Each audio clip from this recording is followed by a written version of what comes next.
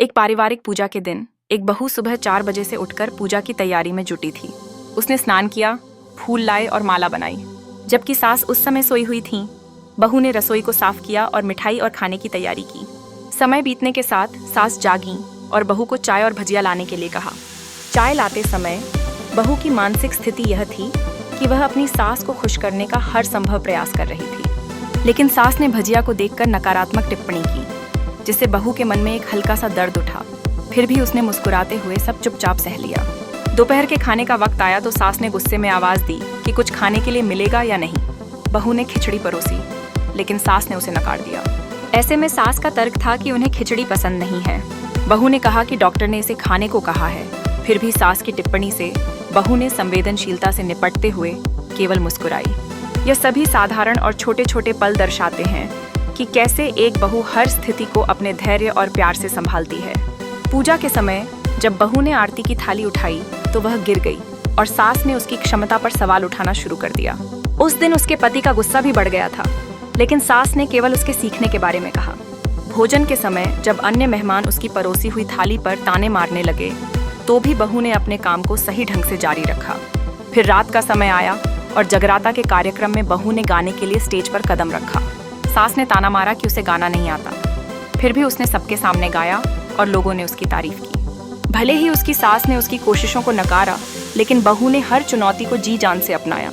इस बहू की कहानी यह दर्शाती है कि जीवन में प्यार और धैर्य से केवल दूसरों को नहीं, बल्कि खुद को भी समर्पित करना चाहिए। बेहद कठिनाइयों और टिप्पणियों के बावजूद वह न केवल परिवार की भलाई के लिए समर्पित थी, बल्कि उसने खुद को भी व्यक्त किया। उसकी मुस्कान और सामंजस्यपूर्ण व्यवहार ने यह साबित किया कि एक सच्ची बहू घर का आधार होती है। जीवन में चाहे कितनी भी चुनौतियां क्यों न हो, उसकी कोशिशें और मेहनत कभी बेकार नहीं जाती। अंदर से आवाज, जिंदा हूँ माँ जी। तो फिर मेरी चाय क्यों अभी तक नहीं आई? कब से पूजा करके बैठी हूँ, ला रही हूँ माँ जी। बहू चाय के साथ भजिया भी ले आई। सास ने कहा, तेल का खिलाकर क्या मरोगी? बहू ने कहा, ठीक है माँ जी, ले जाती हूँ।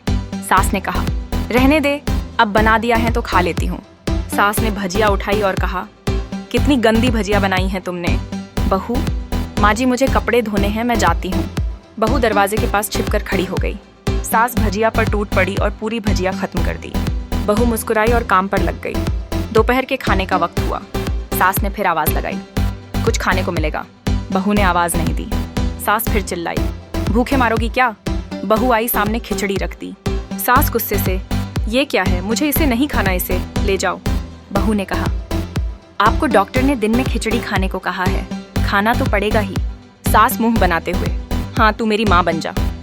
बहू फिर मुस्कुराई और चली गई। आज इनके घर पूजा थी। बहू सुबह 4 बजे से उठ गई। पहले स्नान किया, फिर फूल लाई, माला बनाई, रसोई साफ की, पकवान और भोज बनाया। सुबह के 10 बज गए। अब सास भी उठ चुकी थी। बहू अब पंडित जी के साथ भगवान के वस्त्र तैयार कर रही थी। आज ऑफिस की छुट्टी भी थी, उनके पति भी घर पर थे। पूजा शुरू हुई। सास चिल्लाती, बहू ये नहीं है, वो नहीं है। बहू दौड़ी दौड़ी आती और सब करती। अब दोपहर के 3 बज गए थे। आरती की तैयारी चल रही थी। पंडित जी ने सबको आरती के लिए बुलाया और सबके हाथों में थाली दी। जैसे ही बहू ने थाली पकड़ी, थाली हाथों से गिर पड़ी। शायद भोज बनाते हुए बहू के हाथों में तेल लगा था, जिसे वो पोंछना भूल गई थी। सारे लोग तरह तरह की बातें करने लगे।